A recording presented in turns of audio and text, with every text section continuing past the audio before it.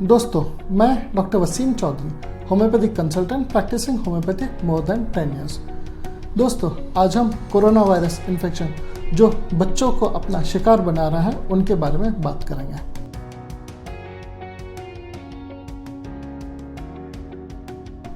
दोस्तों, पिछले साल मार्च 2020 से लेकर दिसंबर 2020 तक पूरे देश में 18 से 20 हज़ार केसेस देखे गए थे। उसमें से मोस्टली केसेस माइल्ड और मॉडरेट ही थे।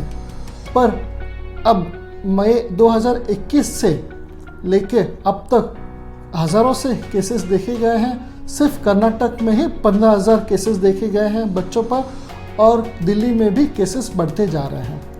दोस्तों, इसी को ध्यान में रखते हुए ये वीडियो हम बना रहे हैं, जिसमें हम आपको बताएंगे कोरोना वायरस बच्चों को कैसे इन्फेक्ट कर रहा है, कौन कौन से सिम्टम्स बच्चों में देखे गए हैं, कौन कौन से कब इन्वेस्टिगेशन बच्चों में करना ज़रूरी है, कौन कौन सी होम्योपैथिक मेडिसिन यूज़फुल है कोरोना वायरस इन्फेक्शन में बच्चों के लिए, और ऐसे कौन से डेंजर साइन है जिसमें हमें बच्चों को घर पे न रखते हुए तुरंत हॉस्पिटलाइज करना है।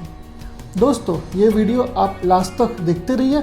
ये वीडियो आपके लिए काफ़ी इन्फॉर्मेटिव और नॉलेजेबल रहेगा। तो शुरू करते हैं आज का डिस्कशन।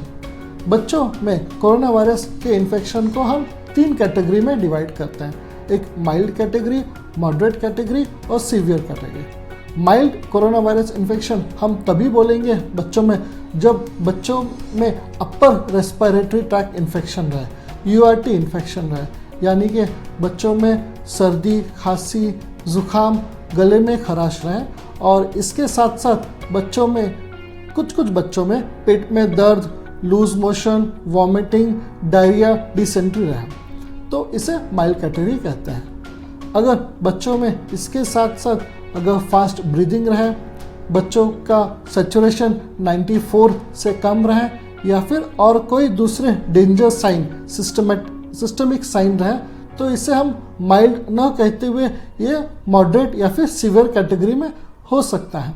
अगर बेबी मॉडरेट या फिर सीवियर कैटेगरी में रहे तो उसे तुरंत हॉस्पिटलाइज करना ज़रूरी है।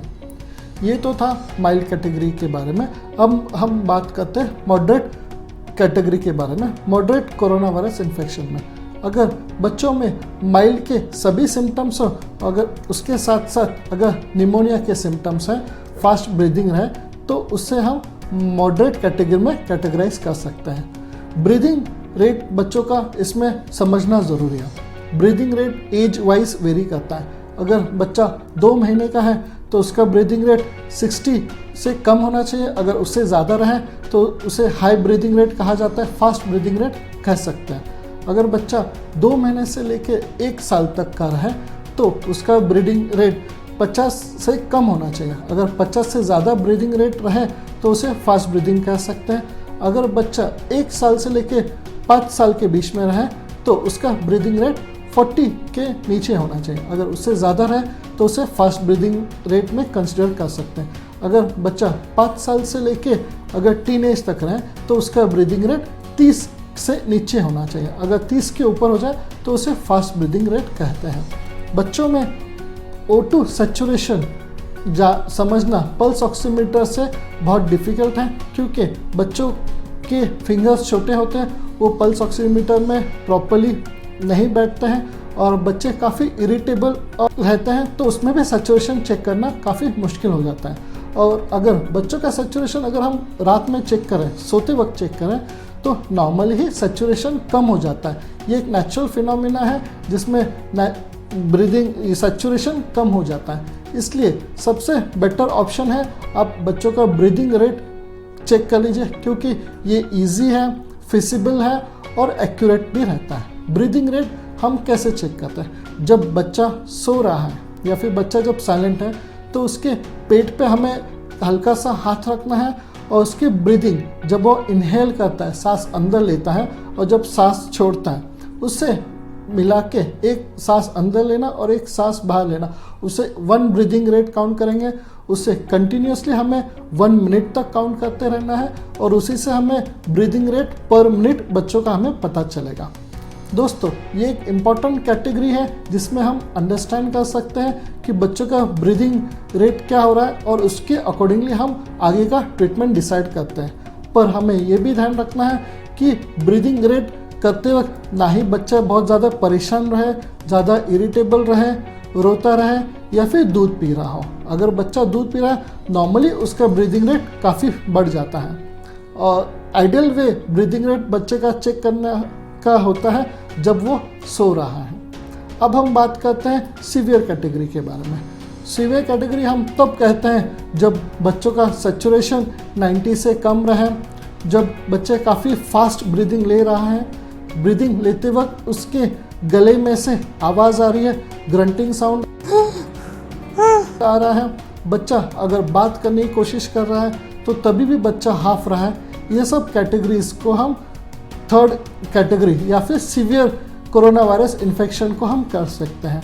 इसके साथ साथ अगर बच्चों में सिस्टमिक भी इन्फेक्ट कर जाए, अगर बच्चों का यूरिन आउटपुट कम हो जाए या फिर बच्चा यूरिन बिल्कुल नहीं पास कर रहा है, बच्चा काफ़ी ज़्यादा सुस्त हो गया है, दूध नहीं पी रहा है या फिर हाई ग्रेड फीवर है या फिर बच्चों को झटका आ जाए, तो ये हम सीवियर कैटेगरी में कैटेगराइज कर सकते हैं। इससे हम इस कंडीशन में हमें बिना रुके बच्चों को तुरंत ही हॉस्पिटलाइज करना ज़रूरी है।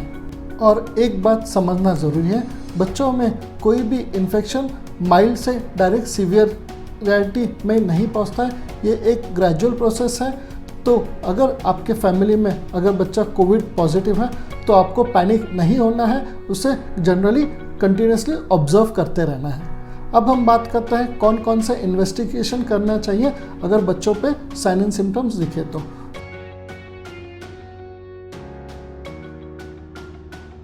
फर्स्ट इन्वेस्टिगेशन है RT-PCR टेस्ट। ये एक इम्पॉर्टेंट टेस्ट है, बेस्ट टेस्ट है बच्चों के लिए। इसके साथ साथ आप HRCT भी करवा सकते हो और कुछ ब्लड टेस्ट भी करवा सकते हैं, जिसमें हमें कंफर्म हो जाएगा कि बच्चा पॉजिटिव है और उसके अकॉर्डिंगली हम ट्रीटमेंट स्टार्ट कर सकते हैं। अब हम बात करते हैं कौन कौन से होम्योपैथिक मेडिसिन यूज़फुल है बच्चों में कोरोना वायरस इन्फेक्शन के लिए।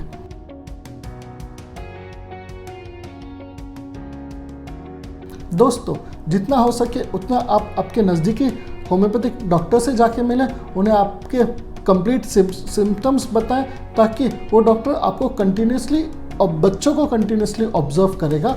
और ऑब्जर्वेशन एक इम्पॉर्टेंट पॉइंट है बच्चों में मेडिसिन देने के लिए। तो इसलिए आप नज़दीकी बेस्ट होम्योपैथिक डॉक्टर से जाके मिलें।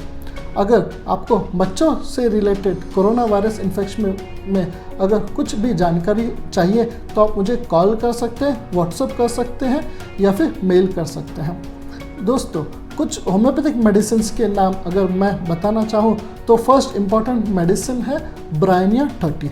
अगर बच्चा काफ़ी ज़्यादा इरिटेबल है, काफ़ी ज़्यादा चिड़चिड़ कर रहा है, ड्राई कफ है, अगर रात में ठीक से नहीं सो रहा है, खांसते वक्त अपने चेस्ट को पकड़ रहा है, चेस्ट को दबा रहा है, तो समझ जाना है कि उसको ब्रायनिया 30 देना ज़रूरी है। इसे आप हर 2-2 घंटे से 2-2 बूंद दे सकते हैं। ग्रेजुअली उसमें आपको इम्प्रूवमेंट देखी जाएगी।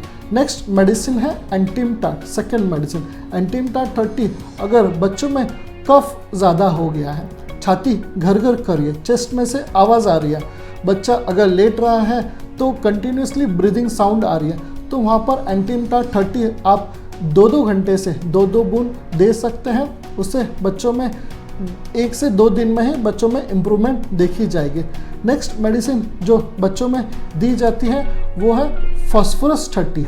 अगर बच्चा काफ़ी ज़्यादा वीक हो चुका है, काफ़ी ज़्यादा डल हो चुका है, बच्चों में एनर्जी नहीं रही है, अगर खांसने की या फिर सिस्टमिक आपको चेंजेस दिख रहे हैं, बच्चों का यूरिन आउटपुट अगर रिड्यूस हो चुका है, तो उसमें आप फास्फोरस 30 बच्चों को हर 1-1 घंटे से देते रहिए।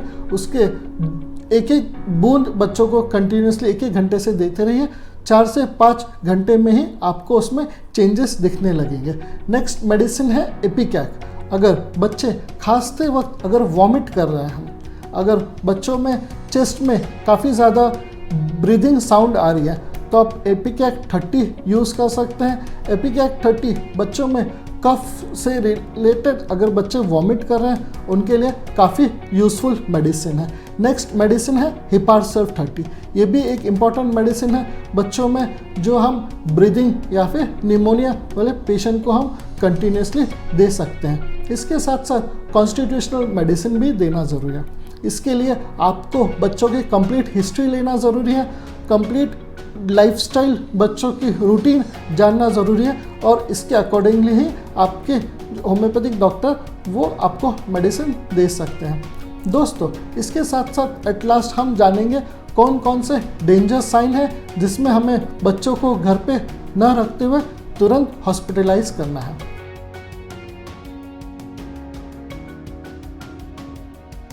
फर्स्ट इम्पॉर्टेंट साइन है, अगर बच्चों का ऑक्सीजन सैचुरेशन 90 से कम रहा हो, अगर SpO2 90 से कम आ रहा है, बच्चों में काफ़ी फास्ट ब्रीदिंग हो रही है, उसमें ग्रंटिंग साउंड आ रही है, तो समझ जाना है कि ये एक डेंजर साइन है, तुरंत हमें बच्चों को हॉस्पिटलाइज करना है।